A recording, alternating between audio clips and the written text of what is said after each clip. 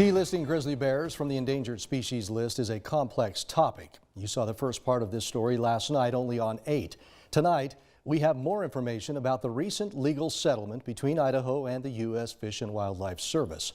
Ashley Chilcutt spoke with a lawyer over the case who gave us situational background.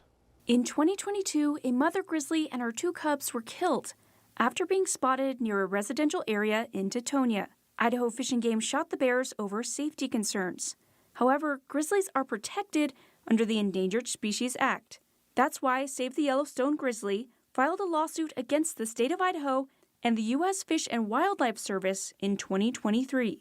Our allegations in the case were that Idaho violated federal law when it failed to get the agreement of and concurrence from the United States Fish and Wildlife Service to kill these 3 grizzly bears in Teutonia 2 falls ago, and they agreed that they will do that going forward. In defense of its actions, the state of Idaho argued that ESA enforcement is different on private land over public land. They believed that federal protections in the CFR apply only to grizzly bears on public lands, on federal public lands. So National Forest Service land, National Park Service land, Bureau of Land Management properties, but that on private property within the state of Idaho, that grizzly bears were not afforded the same level of protection as enumerated in the Code of Federal Regulations. Compromises were made by both parties in order to settle the lawsuit earlier this month.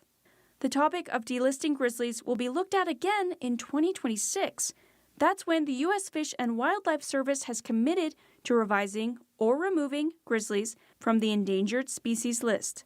That's the primary issue that Idaho was concerned about. So they really wanted to make sure that there was a potential for delisting as a part of this settlement agreement, and that is in there. That potential does exist. Idaho committed to continue working with the United States Fish and Wildlife Service over lethal takes of grizzly bears, so killing of grizzly bears in nuisance situations where bears are in and around people and are causing potential threats to humans, which was our position in this lawsuit in the first place.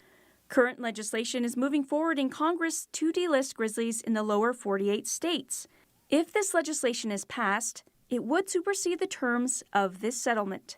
Reporting for Local News 8, I'm Ashley Chilcutt.